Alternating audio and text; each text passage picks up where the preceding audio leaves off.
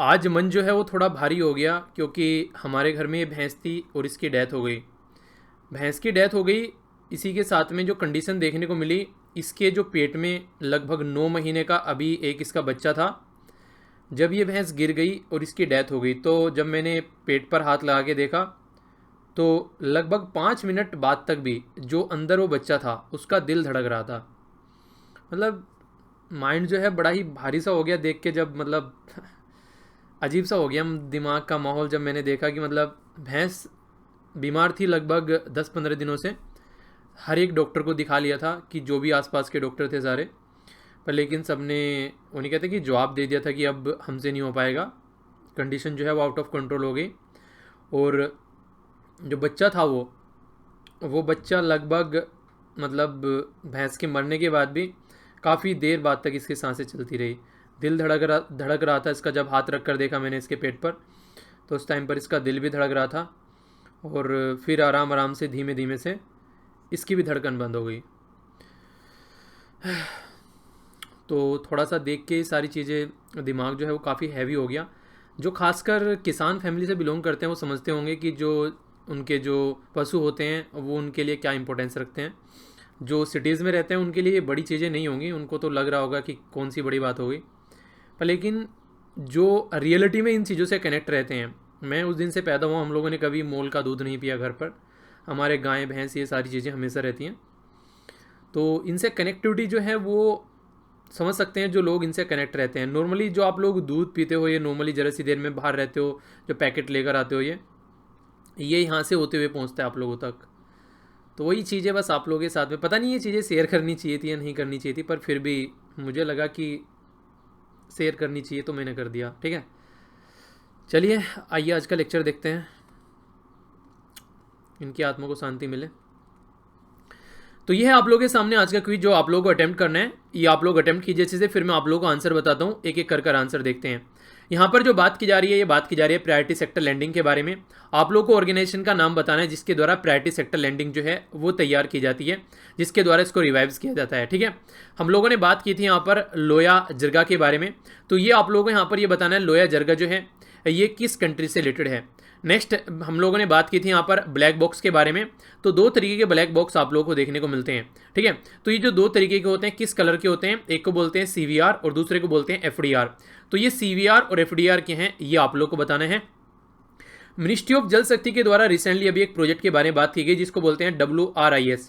तो India WRIS, इसकी full form आप लोग को यहाँ पर बतानी है क्या है ये प्रोजेक्ट। नेक्स्ट यहाँ पर एक प्रोजेक्ट के बारे में बात की जा रही है, ये हमारी कंट्री की आर्मी और एयरफोर्स से रिलेटेड है। इस प्रोजेक्ट का भी नाम आप लोगों को यहाँ पर बताना है। इस प्रोजेक्ट का नाम क्या है। बेसिकली चाइना के साथ में जो कंडीशन आज के डेट में हमारी बनी हुई है उसको ध्यान में रखते हुए यहाँ पर ये सिचुएशन अभी देखने को मिली, तो उसके चलते हम लोग अपनी कंट्री की जो फोर्सेज हैं उनको अपग्रेड कर रहे हैं। ठीक है, नेक्स्ट हम लोगों ने यहाँ पर बात की थी स्पुतनिक 5 के बारे में। ये कोविड-19 से रिलेटेड नई अभी दवाई बनाई गई है, इसका नाम स्पुतनिक 5 रखा गया है। स्पुतनिक 5 जो इसका नाम रखा गया है ये स्पुतनिक फर्स्ट के नाम पर रखा गया है। तो कौन सी कंट्री के द्वारा ये नाम दिया गया है और स्पुतनिक फर्स्ट क्या था ये आप लोगों को बताना है। ये क्वेश्चन जो होते हैं आप लोगों से डायरेक्ट बैकग्राउंड के क्वेश्चन पूछ लिए जाते हैं, तो हल्का सा आइडिया इनके बारे में आप लोगों को होना चाहिए। कई बार स्टेटमेंट की फॉर्म में क्वेश्चन आ जाते हैं, कई बार डायरेक्ट क्वेश्चन आ जाते हैं। ठीक है, आंसर देखता हूँ, मैच कर नीचे कमेंट बॉक्स में स्कोर लिखना मत भूलिएगा। सबसे पहले यहाँ पर बात की जा रही है रिजर्व बैंक ऑफ इंडिया के बारे में। तो रिजर्व बैंक ऑफ इंडिया के द्वारा यहाँ पर रिवाइज किया गया प्रायोरिटी सेक्टर लैंडिंग, जिसको PSL के नाम से आप लोग जानते हैं। यानी कि जो एरिया में जो रिक्वायरमेंट है वहाँ पर आप लोग चीज़ों को भेजिए। यानी कि गांव में अगर ATM चाहिए तो गांव में भेजिए, सिटीज़ में तो ATM मिल ही जाते हैं, पर लेकिन जो बैंक है वो क्या करते हैं, प्राइवेट बैंक खासकर वो सिटीज़ में ATM लगाते हैं क्योंकि वहाँ पर ट्रांजेक्शन ज़्यादा होगा और उनका रेवेन्यू जनरेट अच्छा होगा। गाँव में इतना ट्रांजेक्शन नहीं होता है, पर वहाँ पर उसको ज़्यादा यूज़ नहीं करेंगे लोग, कुछ तो बैंक ही आदि रहते हैं, ATM वगैरह यूज़ भी नहीं कई बार लोग करते हैं। तो इसके चलते वो नहीं चाहते हैं कि ऐसी कोई कंडीशन देखने को मिले। नेक्स्ट यहाँ पर बात की जा रही है लोया जिरगा के बारे में। ये अफगानिस्तान से लीड है, एक तरीके की असेंबली जो कि काफ़ी अच्छे से डिसीजन लेने के लिए जानी जाती है अफगानिस्तान के अंदर। ब्लैक बॉक्स 2 तरीके होते हैं, एक को बोलते हैं, नाम अभी बताऊंगा, ये ऑरेंज कलर के होते हैं। ठीक है, एक को बोलते हैं यहाँ पर कॉकपिट वॉइस रिकॉर्डर, यानी कि एक तरीके से जो पायलट के द्वारा उस टाइम पर बातें की गई, इंजन की आवाज़ कैसी थी, वो सारी चीज़ें यहाँ पर रिकॉर्ड करते हैं। ये एक तरीके से वॉइस रिकॉर्ड करते हैं, जो भी यहाँ पर उन्होंने बात की या फिर किसी का फ़ोन बजा या फिर इंजन की आवाज़ कैसी आ रही थी, यहाँ पर डेटा रिकॉर्ड करते हैं। इसको बोलते हैं फ्लाइट डेटा रिकॉर्डर, यानी कि हाइट क्या थी फ्लाइट की, किस डायरेक्शन में चीज़ें चल रही थी, तो वो सारी चीज़ें। तो दो ये यहाँ पर बेसिकली जो फ्लाइट के अंदर दो आप लोगों को यहाँ पर ये ब्लैक बॉक्स देखने को मिलेंगे जिनके अंदर ये डेटा अवेलेबल रहता है। देखिए 1950s में क्या हुआ करता था, कई फ्लाइट जो होती हैं वो क्रैश हो जाती थी, पर लेकिन ये पता नहीं चलता था रीज़न क्या है। अब यहाँ पर ये जो ब्लैक बॉक्स रखे जाते हैं, इससे ये कम से कम आइडिया लग जाता है कि क्या कंडीशन वहाँ पर बनी होगी उस टाइम पर, ठीक है। तो ये सिचुएशन आप लोग याद रखिएगा थोड़ा सा। मिनिस्ट्री ऑफ जल शक्ति के बारे में बात की जा रही है, तो ये नेशनल हाइड्रोलॉजी जो प्रोजेक्ट था उसके बारे में बात की गई। तो Indus water resource information system, तो यहाँ पर ये है इसका नाम, जो कि यहाँ पर एक न्यू वर्जन आप लोगों को देखने को मिलेगा, ठीक है। तो ये सॉरी इंडस नहीं, इंडिया इंडस वाटर ट्रीटी के बारे में भी आप लोगों से आगे बात करूंगा, एक पर्टिकुलर आर्टिकल है उससे रिलेटेड। प्रोजेक्ट ये हम लोगों ने चेतक बोला था इसको मैंने, पर लेकिन ये चीता है, तो आप लोगों को शायद याद होगा, तो इसको अब आप लोग इसको भूलेंगे नहीं। तो यहाँ पर आर्मी एयरफोर्स से रिलेटेड यहाँ पर बेसिकली काम किया जा रहा है। 3,500 करोड़ रुपए के करीब यहाँ पर खर्च किए जा रहे हैं। इसमें ड्रोन वगैरह या फिर और भी जो भी विकन है, जैसे गाइडेड बॉम्ब वगैरह, ये लेजर हो गए, और भी कई सारी एंटी टैंक गाइडेड मिसाइल, ये सारी चीज़ें हम लोग ये सारी चीज़ें हम लोग इकट्ठा करने की एक तरीके से तैयारी कर रहे हैं, ताकि चाइना जो है कल को अगर कोई उल्टी सीधी हरकतें करता है तो उसको जवाब दिया जा सके। रसिया फर्स्ट कंट्री बन गई है वर्ल्ड में कोविड-19 की दवाई के बारे में बताने वाली। इसका नाम स्पुतनिक 5 रखा गया है। स्पुतनिक 5 जो है यहाँ पर ये स्पुतनिक फर्स्ट से इसका नाम निकल के आया है, जो कि फर्स्ट आर्टिफिशियल सैटेलाइट था रसिया के अंदर। तो इसलिए यहाँ पर इसके नाम से बैकग्राउंड की इन्फॉर्मेशन आप लोगों से पूछी जा सकती है, तो इंपॉर्टेंट न्यूज़ बन जाएगी, थोड़ा सा याद रखिएगा इसके बारे में, ठीक है।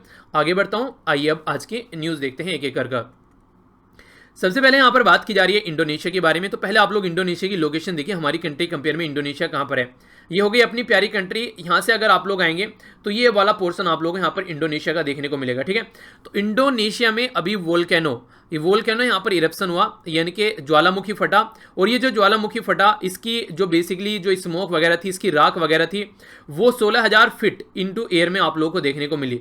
तो यानी कि ये एक तरीके से जो वोल्केनो है अभी यहाँ पर फटा, तो आप लोगों से इस वोल्केनो का नाम और कहाँ पर फटा ये क्वेश्चन बन जाते हैं। और कई बार एक्टिव वोल्केनो कहाँ पर है, ये इस तरीके पैसिव वोल्केनो कहाँ पर है, ठीक है। तो इनसे आप लोगों से मैच करने के लिए भी क्वेश्चन पास में पूछे गए हैं अलग अलग एग्जाम में।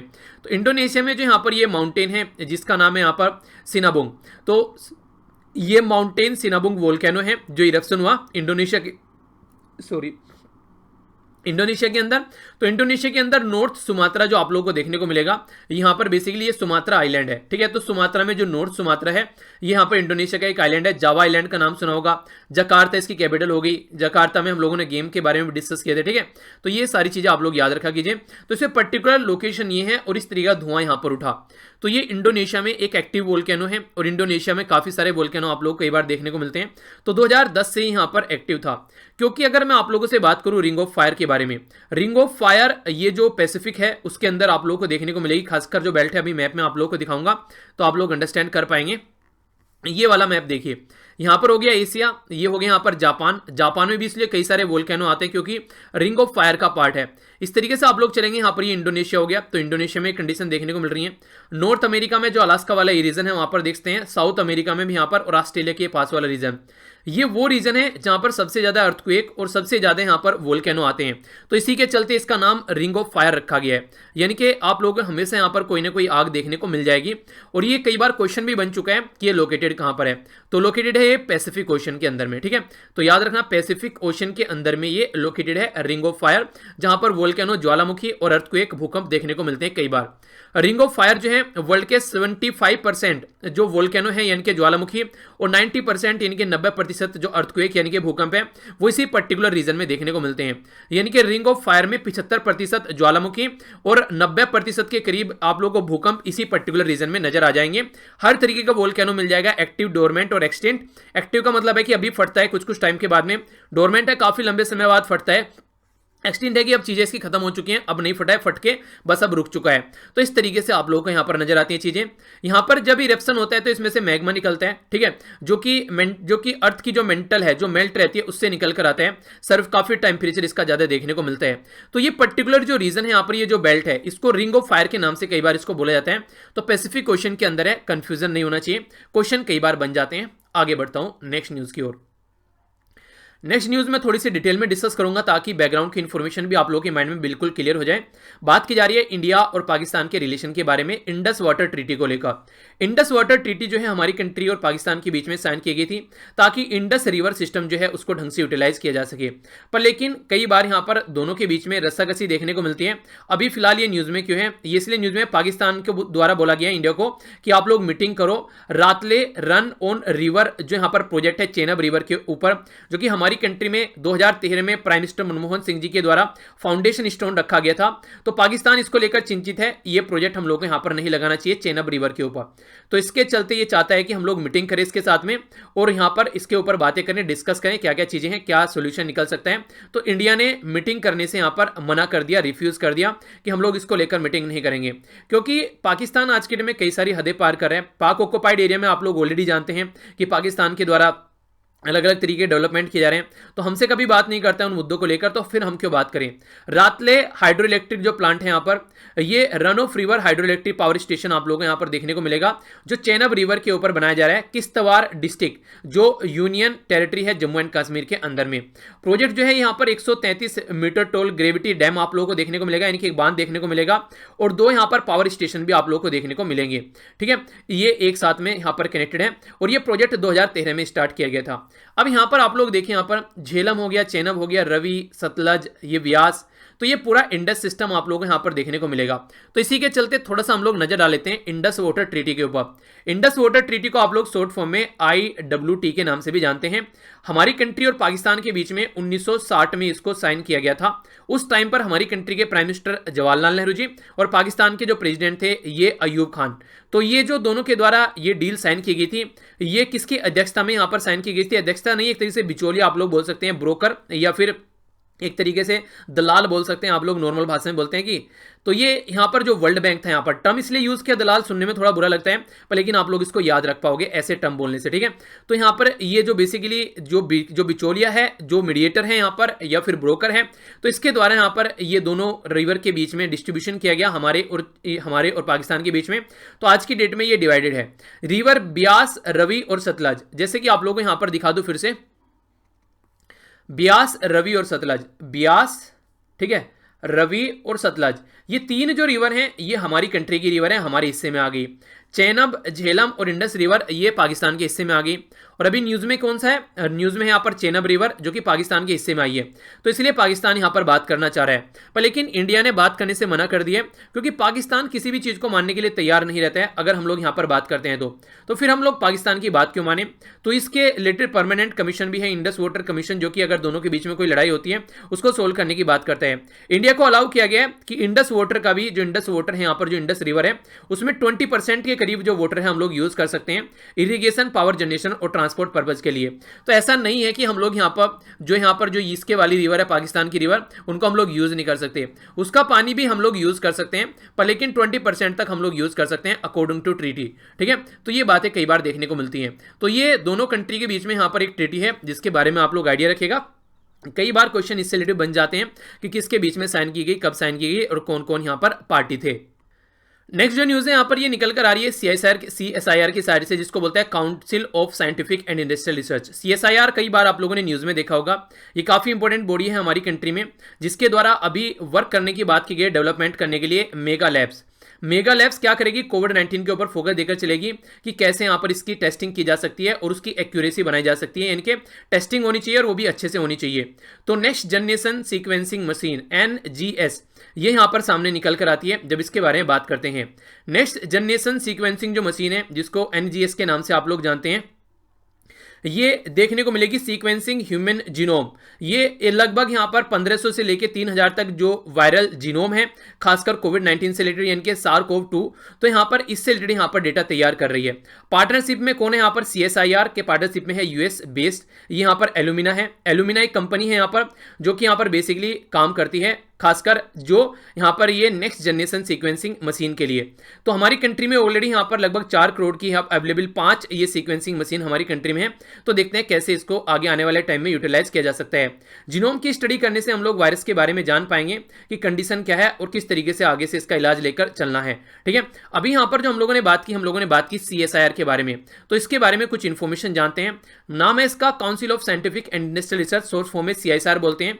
1942 में इसको बनाया गया था और ministry of science and technology के अंडर में आती है। इसी के साथ में सोसाइटी रजिस्ट्रेशन एक्ट 1860 का जो है ये यहाँ पर आप लोगों को इसके लिए ये इसके तहत ऑपरेट होती है। यानी कि 2 ऑर्गेनाइजेशन हो गई एक तरीके से। यहाँ पर जो इसको फंड मिलता है, पैसा मिलता है, वो ministry of science and technology से मिलता है, और जो जिसके हिसाब से काम करती है वो है एक एक्ट जिसको सोसाइटी रजिस्ट्रेशन एक्ट आप लोग बोलते हैं। बनाया गया था 26 सितंबर 1942 में। इसके जो प्रेसिडेंट होते हैं वो प्राइम मिनिस्टर होते हैं, एक्स ऑफिसियो चेयरमैन होते हैं। एक्स ऑफिसियो का मतलब क्या होता है, जैसे ही प्राइम मिनिस्टर यहाँ पर प्राइम मिनिस्टर की पोस्ट पर पहुंचते हैं तो उनको ये जो बॉडी है इसका चेयरमैनशिप है वो फ्री में मिल जाता है। उसके लिए ना कोई इलेक्शन होता है ना कोई एग्जाम होता है। तो ये डायरेक्ट इनके अगर प्राइम मिनिस्टर बनेंगे तो इसके एक्स ऑफिशियल चेयरमैन बन जाएंगे। वाइस प्रेसिडेंट जो यहाँ पर ये हैं minister of science and technology, वो भी एक्स ऑफिशियल होते हैं। यानी कि minister of science and technology इसके एक्स ऑफिशियल वाइस प्रेसिडेंट बन जाते हैं। हेडक्वार्टर इसका न्यू दिल्ली में। डायरेक्टर जनरल कौन है ये आप लोग को बताना है। ये रिसर्च करती है और डेवलपमेंट एक्टिविटीज करती है। ओशियन साइंस, लाइफ साइंस, ये खासकर मेटलर्जी जो हो गया, chemical, mining, petroleum, leather, environment, जो भी एरिया है जिसमें स्टडी की जा सकती है, हर एक एरिया में यहाँ पर ये स्टडी करती है ताकि चीजों को सुधारा जा सके। हिंदी में इसको बोलते हैं वैज्ञानिकी तथ्य औद्योगिकी अनुसंधान परिषद। ठीक है, तो भारत की ये एक ऑर्गेनाइजेशन है जो कि आजादी से पहले बनाई गई थी। तो कई बार क्वेश्चन बन जाते हैं, तो हल्का सा आइडिया आप लोग रख सकते हैं। आगे बढ़ता हूं। नेक्स्ट यहाँ पर हम लोग बात करेंगे एक पर्टिकुलर एरिया के बारे में जो कि डायरेक्ट क्वेश्चन आप लोग के बन जाते हैं। यहाँ पर बात की जा रही है पापुम रिजर्व फॉरेस्ट के बारे में। तो पापुम रिजर्व फॉरेस्ट कहां पर लोकेटेड है, पहला क्वेश्चन तो ये बनता है। ये अरुणाचल प्रदेश में लोकेटेड है। अरुणाचल प्रदेश हमारी कंट्री का नॉर्थ ईस्ट का एक राज्य है जो कि इंडिया के 2 राज्य से टच करता है, आसाम और नागालैंड, और इंटरनेशनल लेवल पर ये भूटान, म्यांमार और यहाँ पर तिब्बत यानी कि चाइना से कनेक्ट करता है। तो इस पर्टिकुलर रीजन के बारे में बात की जा रही है। तो पापुम जो टाइगर रिजर्व है, यहां पर अभी एक स्टडी की गई है कि डिफोरेस्टेशन की वजह से जो हॉर्नबिल होता है उसका हैबिटेट खत्म हो रहा है। यानी कि जो ये पक्षी है इसका हैबिटेट यानी कि रहने की जगह खत्म हो रही है, जिसकी वजह से चिंता का रीजन बना हुआ है। पापुम जो रिजर्व है यहाँ पर ये इंपॉर्टेंट बर्ड और बायोडाइवर्सिटी एरिया है यहाँ पर अरुणाचल प्रदेश के अंदर में लोकेटेड है। यहाँ पर ईटानगर जो वाइल्ड लाइफ सेंचुरी है और पाके वाइल्ड लाइफ सेंचुरी, ये भी आप लोगों से डायरेक्ट क्वेश्चन बन जाते हैं कई बार कि ईटानगर या फिर पाके वाइल्ड लाइफ सेंचुरी कहाँ पर है, तो इसके बारे में भी याद रखेगा। तो ये अरुणाचल प्रदेश के अंदर देखने को मिलेगी। इसी के साथ में यहाँ पर ये जो कवर्ड किया जाता है सब ट्रॉपिकल ड्राई एवरग्रीन फॉरेस्ट आप लोगों को देखने को मिलेंगे, सेमी एवरग्रीन फॉरेस्ट और सब ट्रॉपिकल ब्रॉड लीफ फॉरेस्ट, यानी कि अच्छा खासा जंगल वाला एरिया आप लोग इसको बोल सकते हैं।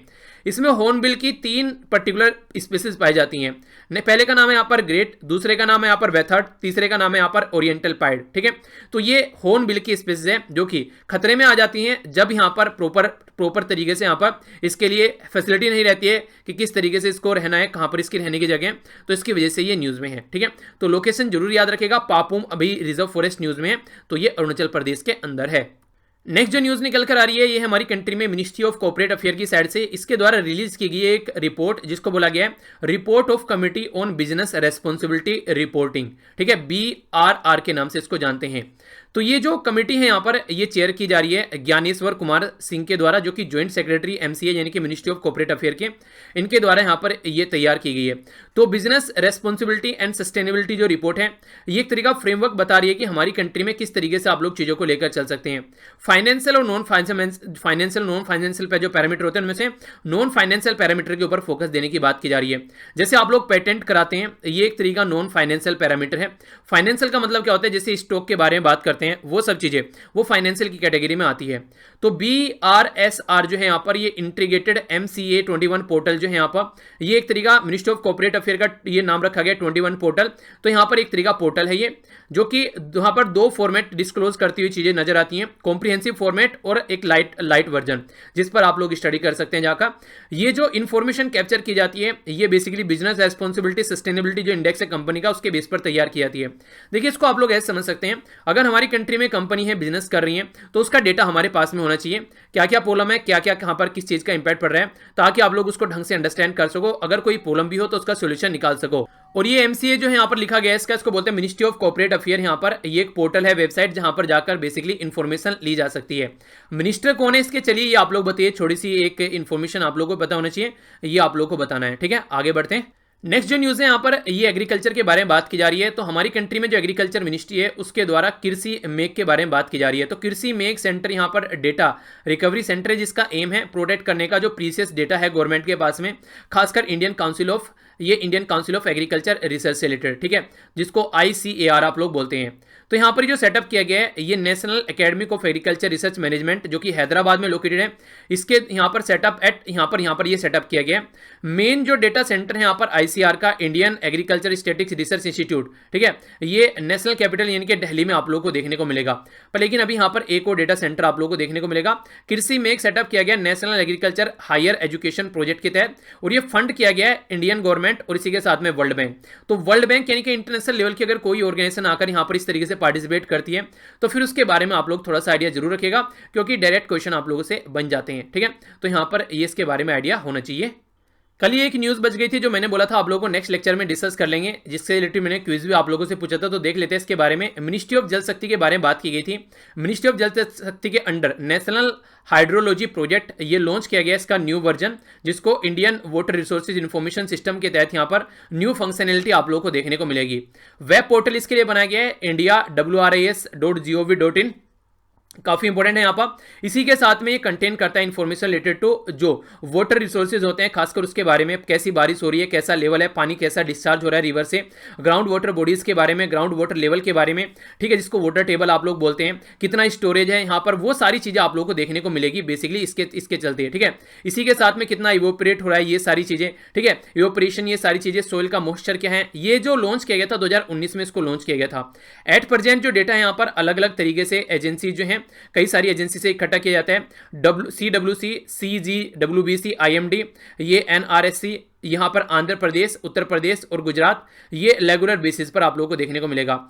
CWC, CGWB, IMD और NRSC, इनकी फुल फॉर्म क्या है, ये आप लोगों के लिए होमवर्क है, इनकी फुल फॉर्म आप लोग बताइएगा। स्टेब्लिश किया गया national water informatics centre, maintain रखने के लिए और अपडेट रखने के लिए, जिसको बोलते हैं हम लोग वाटर रिसोर्स इंफॉर्मेशन सिस्टम। ठीक है, तो ये इंपॉर्टेंट इंफॉर्मेशन बन जाती है। तो ये था टोटल आज का डिस्कशन। आई होप कि आप लोगों ने एंजॉय किया होगा। तो यहाँ से अच्छा ओके, तो सबसे पहले हम लोगों ने यहाँ पर ये न्यूज़ डिस्कस की, ये आप लोगों को शायद अच्छी लगी होगी आप लोगों ने। और हाँ, जो भी न्यूज़ आप लोगों की बच जाती है वो आप लोगों की जैसे कवर किया, और कई बार क्विज भी छूट जाते हैं, तो उसको इस तरीके से नहीं कि छूट जाएगा, आगे वीडियो में कवर हो जाएगा, टेंशन मत लिया कीजिए, अपनी स्टडी करते रहिए और रिविजन करते रहिए। डिटेल में हम लोगों ने जाना वोल्केनो के बारे में, रिंग ऑफ फायर के बारे में, नेक्स्ट इंडिया और पाकिस्तान के रिलेशन के बारे में, इंडस वाटर ट्रीटी के बारे में, नेक्स्ट यहाँ पर CSIR से रिलेटेड इन्फॉर्मेशन हम लोगों ने समझी कि क्या क्या कर रहा है, और CSIR की बेसिक इन्फॉर्मेशन जानी। नेक्स्ट हम लोगों ने यहाँ पर पर्टिकुलर एक फॉरेस्ट रिजर्व के बारे में जाना, कहाँ पर लोकेटेड है वो भी समझा, उससे रिलेटेड इन्फॉर्मेशन जानी। नेक्स्ट हम लोगों ने यहाँ पर ये MCA से रिलेटेड बातें जानी, और इसी के साथ में यहाँ पर एग्रीकल्चर से रिलेटेड हम लोगों ने चीज़ें देखी। और नेक्स्ट ये न्यूज़ आप लोगों की बच गई थी कल, ये हम लोगों ने जानी। तो ये था टोटल आज का डिस्कशन। आई होप कि आप लोगों ने एंजॉय किया होगा। आइए अब क्विज देख लेते हैं आज का। एक एक क्वेश्चन है, अच्छे से अटेम्प्ट कीजिए, इसके बाद में फिर आप लोगों को कल इसके बारे में आंसर बताऊंगा, आप लोग अटेम्प्ट कर लीजिए इसको। माउंट, यहाँ पर बात की जा रही है माउंट सिनाबंग वोल्केनो के बारे में। ठीक है, तो सिनाबंग वोल्केनो, तो ये कहाँ पर लोकेटेड है ये आप लोगों को बताना है। ये पर्टिकुलर जहाँ पर भी लोकेटेड है उसमें भी एक पर्टिकुलर एक लोकेशन का नाम आप लोगों को बताना है, जो कि एक्टिव है 2010 से। रिंग ऑफ फायर किस ओशन में लोकेटेड है ये बताना है। इंडिया और पाकिस्तान के बीच में जो अभी रातले प्रोजेक्ट के बारे में बात की, कौन सी रिवर के ऊपर है ये आप लोगों को बताना है। हम लोगों ने देखा यहाँ पर जो council of scientific industrial research है, ये किस मिनिस्ट्री के द्वारा फंडिंग की जाती है, और कौन सा सोसाइटी रजिस्ट्रेशन एक्ट है कब का, जिसके तहत इसको रजिस्टर किया गया है। पापुम फॉरेस्ट रिजर्व जो है, रिजर्व फॉरेस्ट, ये कहाँ पर लोकेटेड है, कौन सी मिनिस्ट्री है यहाँ पर जो बेसिकली बात करती है कृषि मेघ के बारे में। कृषि मेघ जो है किसके द्वारा फंडेड किया जा रहा है, इंडियन गवर्नमेंट के साथ में। ठीक है, तो ये है टोटल आज का डिस्कशन। आई होप कि आप लोगों ने एंजॉय किया होगा। अगर लेक्चर पसंद आए तो ही लाइक और शेयर करना है, पसंद नहीं आया तो ना तो लाइक करना है ना ही शेयर करना है, और कमेंट बॉक्स में बताएगा ताकि लेक्चर को इंप्रूव किया जा सके। यहाँ से जाकर आप लोग PDF डाउनलोड कर सकते हैं लेक्चर की, लिंक वीडियो के नीचे मिल जाएगा टेलीग्राम का। तो इसी के साथ में मेरे साथ में कनेक्ट रह सकते हैं ट्विटर, फेसबुक और यहाँ पर इंस्टाग्राम पर, ये भी लिंक वीडियो के नीचे मिल जाएंगे। तो मिलता हूँ नेक्स्ट लेक्चर में। बड़ों को नमस्ते, छोटों को प्यार, छोटी सी लाइफ एंजॉय करो यार, तब तक के लिए जय हिंद। इसलिए बोलता हूँ छोटी सी लाइफ एंजॉय करो यार, क्योंकि ये जो कंडीशन मैंने देखी ना पिछले 15-20 दिनों से, जो ये सिचुएशन बनी हुई थी, मैं डेली यहाँ पर देख रहा था यहाँ पर, तो एक तरीके से ऐसा लगता है कि लाइफ जो है वो कितनी ज़्यादा अनप्रेडिक्टेबल है। फिर वही बात मुझे याद आती है कि इंसान जीता ऐसे है कि जैसे कभी मरेगा नहीं, और मर ऐसे जाता है जैसे कभी था ही नहीं। तो इसलिए जो भी लाइफ है आप लोग उसको एंजॉय कीजिए अच्छे से, और एंजॉय कीजिए, साथ में कभी किसी को परेशानी मत पहुंचाइए, और खुद भी थोड़ा सा खुश रहने की कोशिश कीजिए, ठीक है। तो मिलता हूँ नेक्स्ट लेक्चर में, तब तक के लिए जय हिंद।